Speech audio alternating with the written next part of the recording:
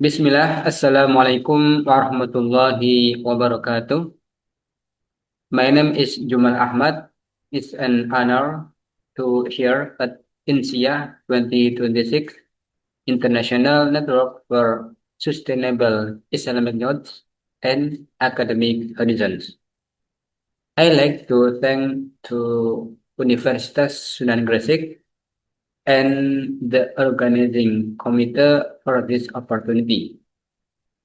Today, I will be presenting my paper exploring the role of critical thinking in classical Muslim scholarship. I like work from four parts. First, the introduction, where I frame the problem.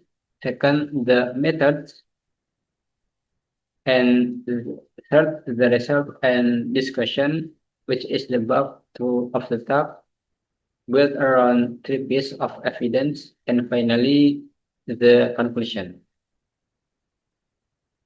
Let's start with the problem.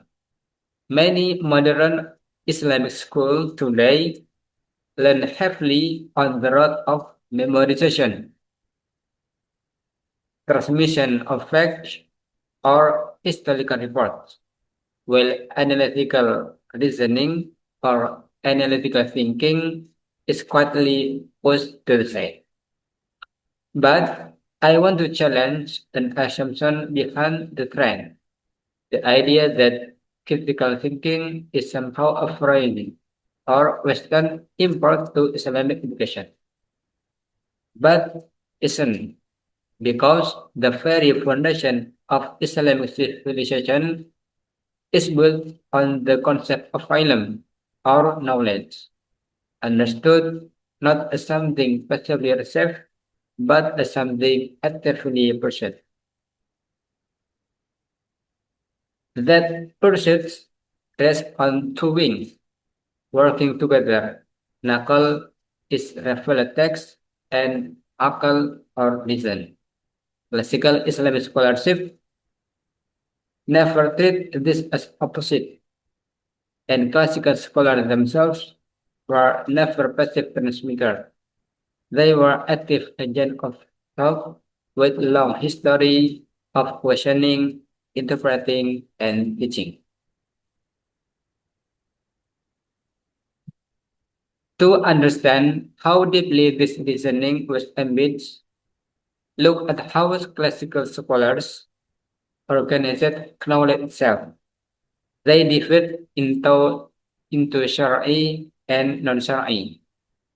Shara'i such theology, exegesis, prophetic tradition or hadith, and jurisprudence or fiqh.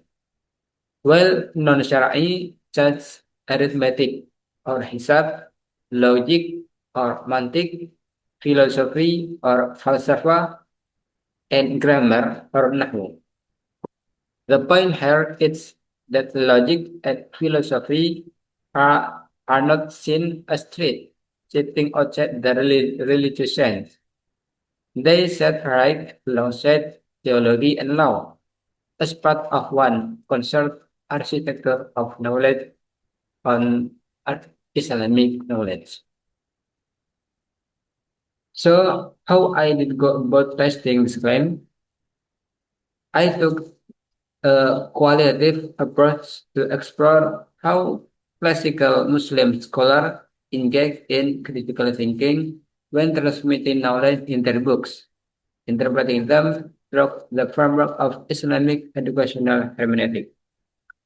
I select three classical texts, each representing a different discipline,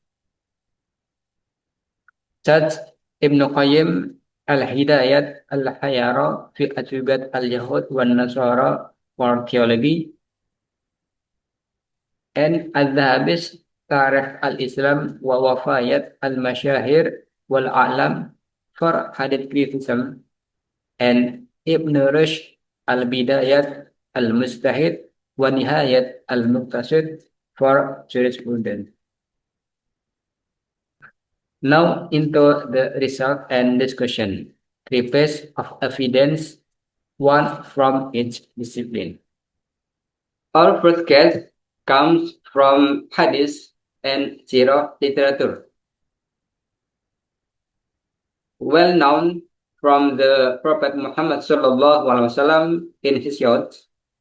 His uncle Abu Talib took him on a business trip to Syria with the elders of the Quraysh, includes Abu Bakar and his wife Bilal. There they meet a Christian monk named Bahira, who recognized supernatural signs of prophethood in the young Muhammad, such as trees bowing down while simultaneously extending their shade, and a cloud shielding the Prophet Muhammad from the scorching sun. He also warned the travelers that Muhammad might be killed if taken to Rome. This hadith taken from Sunan at-Tirmidhi. There is common myth that scholars of hadith only care about isnad or chain of transmission and ignore problem of the content itself or matan. And one the scholar hadith that concerned in the matan is al-Dhahabi. The case study from this hadith, the widely circulated Sirah story of the Bahira monk.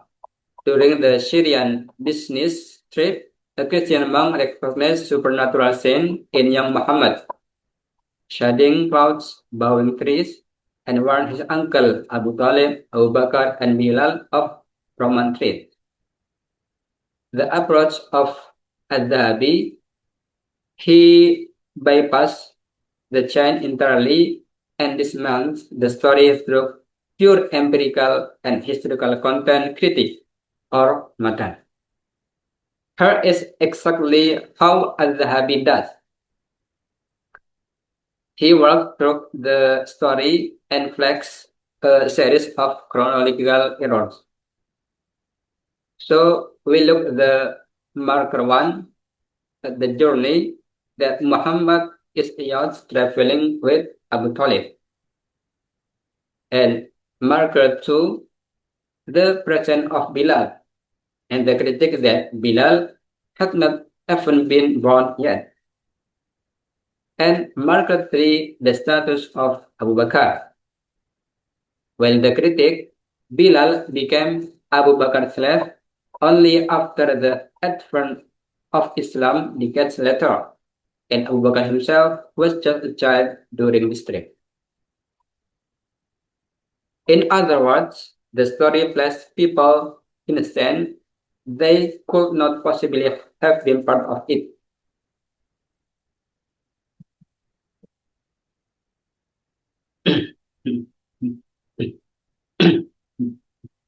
Al-Dhahabi does not stop the chronologically. He also applies logical and sociological scrutiny. It's the premise one, the cloud followed Paul Muhammad to Prophet Shai, and premise two, a tree about the two simultaneously extend itself. And conclusion, if called Prophet said, the tree's action is logically redundant. Both can't be necessary. And sociologically, if the Quraysh elders witness a highly public, miraculous foreshadowing of prophethood, it will have been invoked when Muhammad later claimed prophethood. Instead, the historical record saw total silence and immediate Quraysh resistance. Evidence 2. Critical comparative analysis in theology. The case study from Ibn Qayyim al-Jawziyah and his work Hidayat al-Hayara fi Ajwibat al-Yahud wan Nasara. Ibn Qayyim engaged deeply with Arabic translation of the Hebrew Bible and Christian Gospel. Ibn Qayyim examines Deuteronomy 18:18 that say, I will raise for the children of Israel a prophet from their brothers like you, and he will say to them what I command him to say. Here, Ibn Qayyim used three cases. One is hypothesis testing. He documents opposing views. Called this refer to Christ according to Christian, or call it refer to Prophet Samuel according to Yahud.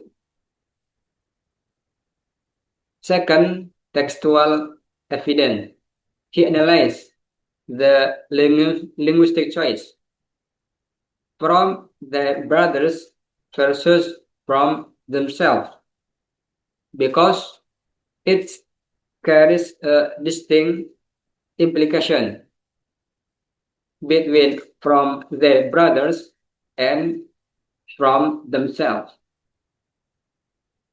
And the last, he uses historicity and congruence. He evaluates whether historical reality met the criteria of the prophecy. So here, Ibn Qayyim used logical deduction, not blind faith, to argue the first specifically foresaw Prophet Muhammad. Evidence 3 is analytical rigor in jurisprudence that we use Ibn Rushd books Al-Bidayat Al-Mujtahid wa Nihayat Al-Muqtasid in Islamic law or fiqh. Is revolved as highly dynamic discipline requiring intense critical thought. One is identifying the legal basis. Second, intertextual hermeneutics. And the last, abrogation.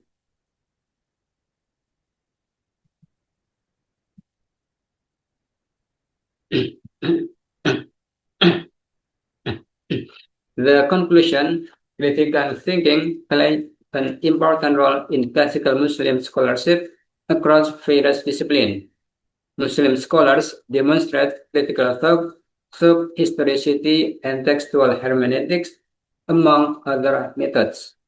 The study found that classical Muslim scholars exhibit critical and reflective thought in Islamic discipline and knowledge of other civilizations with equal academic integrity and rigor. Thank you.